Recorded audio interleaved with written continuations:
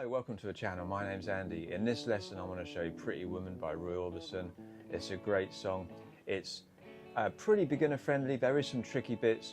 The hardest thing in this song really is the timing, because there's some unusual bar lengths and kind of counting the timing. Things don't always come exactly where you expect them to be.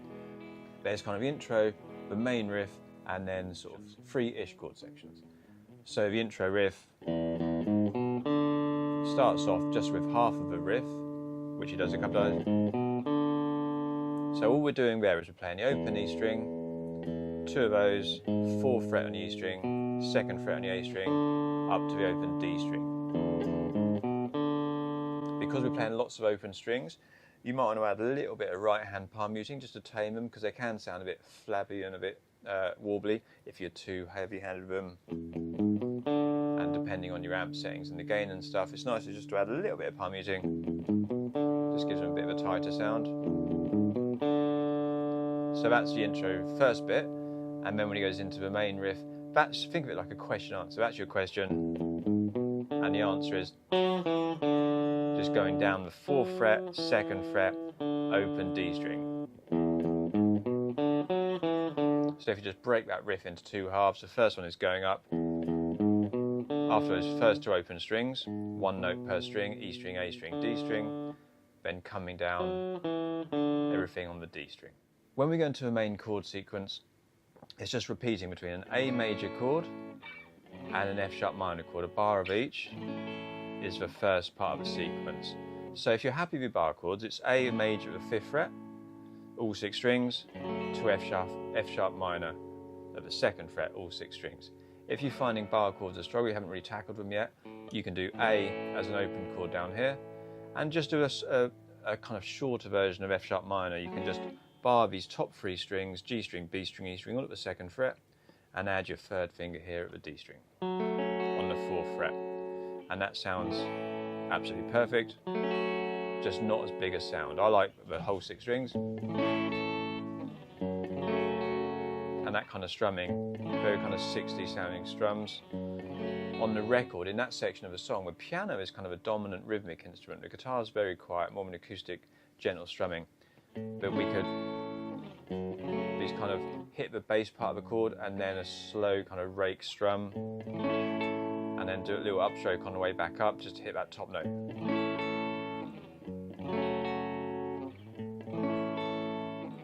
But whether you do the bar chords or you do,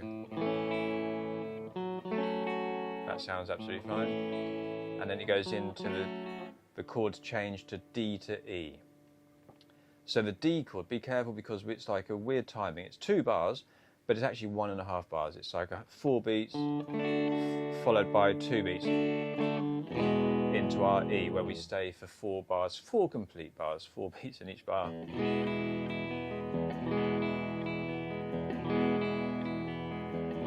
then you go back into riff.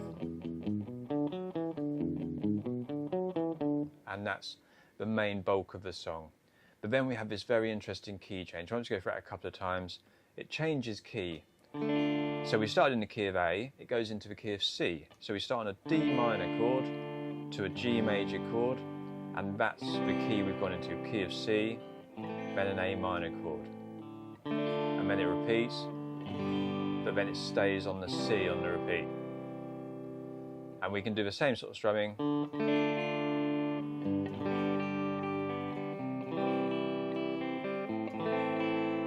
Do a little bit less or a little bit more. On the repeat, there's this definite,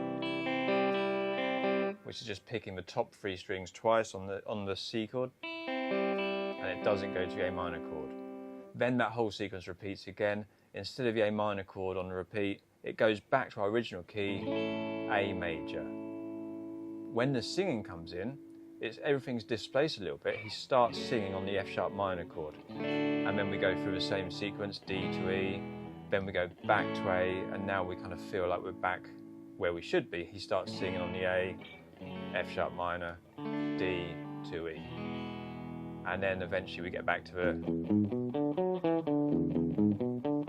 and then it goes round again. So in essence, the song is kind of simple, but there's definitely some tricky elements to kind of You have to stay on our toes a little bit. It helps to listen. Obviously, play along with a record. It's nice to play along. It's not too fast. If you just play along with the open riffs, if you forget the F sharp minor chord, if that's a struggle, you can just put in 3 notes if you need to. You could make it a power chord if you're just really struggling to get that. It's quite tricky if you haven't played bar chords before. You know, you can always put a bar chord in, a power chord, sorry. But it's nice, just barring this across 3 strings. It's just getting this finger hooked round enough, keeping your thumb low enough behind, this one barred nice and flat. Play each string to make sure the notes are coming out. It's the trickiest chord in the song because it's the only chord that's not an open chord, it's a bar chord. And if you can get this whole 6-string one, it sounds lovely. But I hope the lesson's helpful, I hope it's a fun song to play, and I hope to see you again next time. Give me a like, give me a subscribe, give me a thumbs up, and I look forward to seeing you again.